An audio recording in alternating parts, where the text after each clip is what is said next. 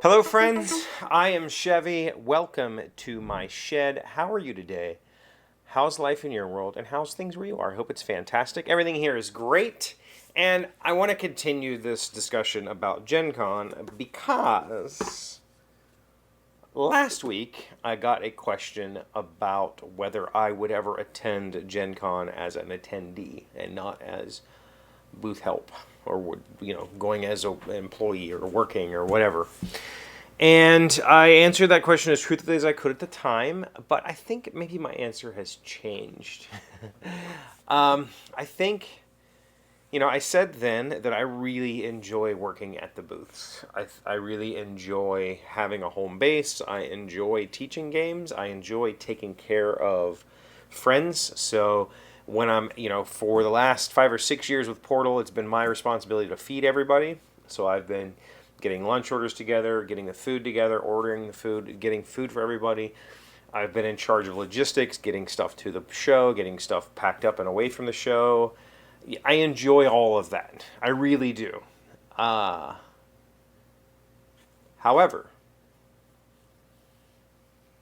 things changed this year, right? I found that I had a lot of wanting this year.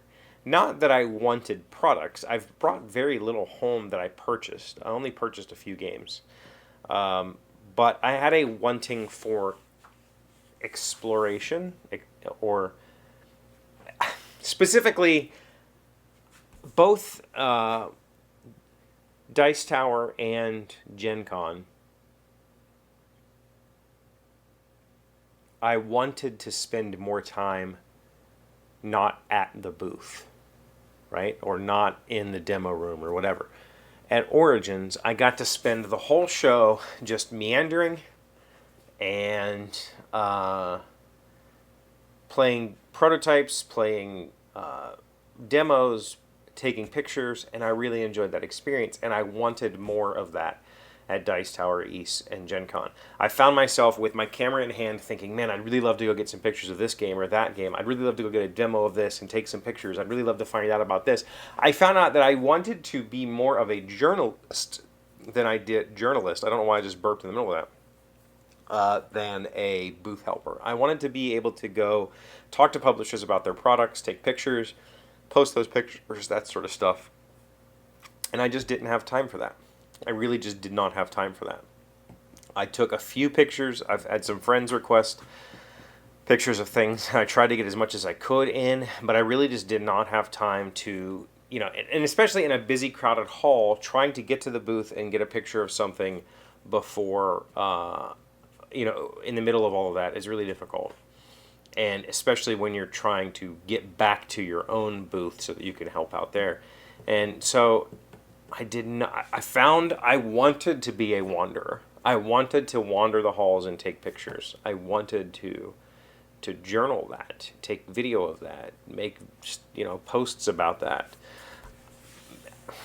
Maybe I'm just fixated on the camera right now because it's a new toy to me, but I really enjoyed that about Origins. I really enjoyed sitting down, taking some pictures, posting them on my Twitter, talking about them.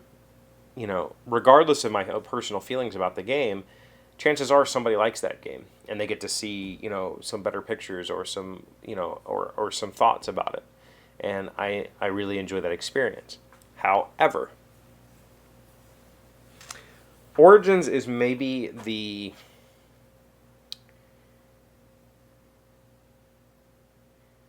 the exception here. While I would like to go to Gen Con and do those things, I don't think I could afford to do that. I mean, do I have the money? Probably. I could come up with the money to pay for the room, to pay for the travel, to pay for the food, but it would be a very, very difficult thing for me to do every single year. I did it when I was poor even, but it was because I had friends I stayed with. I took crap food. I backpacked food in with me every day, so I didn't have to eat. And it was not a good experience. I think I could make it a good experience now. I could stay away from the convention center, not in one of the block hotels. We used to stay like 5 miles out and drive in every day. Back then, I knew of a way to get free parking, so that wasn't an issue. That's not a thing anymore. So, there's a lot of expense that goes into driving into Indianapolis and staying there for, a day. One day's parking is $30. So where do you park the car while you're doing all of this? I don't know. And it's only by the graces of Portal Games that I've been able to afford the badge, the parking, the food, the travel, because I'm not spending that $700 on parking and room and food or whatever it would cost me to go there. That's a huge weight, right? And if I'm going to go there as a person taking pictures and posting about games, I would have to, there's no money in that for me. And so it'd be very hard for me to justify it financially. So I don't know. Like, I really wanted time off to go wander the hall aimlessly, sit at demos, take pictures. I just didn't have it. And I enjoyed that at Origins. And I could afford to go to Origins every year. That's a cheap show to go to. Not staying downtown. Food's cheap downtown. There's lots of stuff there that's accessible and easy to get to. And parking's not outrageous. You can park at the hotels. Like, you don't pay parking. There's a lot. Gen Con is a different story. It's a much more expensive beast. And while I would say, yeah, maybe in the future I will go as Chevee with a camera and I will be a journalist of some kind, I don't know. I don't know what the future holds there. The more I've thought about this wanting to work in the industry, the more I've thought that I would like to work beside the industry, meaning that I would love to do journalism about board games.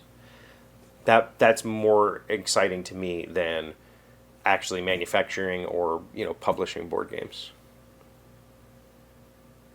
So who knows? The future is the future. Maybe I'll get a hair up my bum and start a blog about, or a news site about board games. I don't know that I will. There's tons of news sites already, but maybe there's a niche I can hit. Maybe there's a this small segment of board games that doesn't get much attention. I could cover that stuff in depth, and then also cover other things, or whatever. But yeah, thought I'd revisit that topic because like I said, my thoughts changed as I went through the week and was not able to take the pictures that I wanted to take. Thank you for being here as always. Thank you for liking, commenting, subscribing, being amazing friends and wonderful people. I really appreciate you. And I'll see you again tomorrow. Today's word you should know to sound smart is nascent. It is an adjective meaning having just been born or invented and still in the early stages of growth and development. It's always amusing to watch the nouveau rich during the nascent period of their adjustment to luxury. Nascent, N-A-S-C-E-N-T.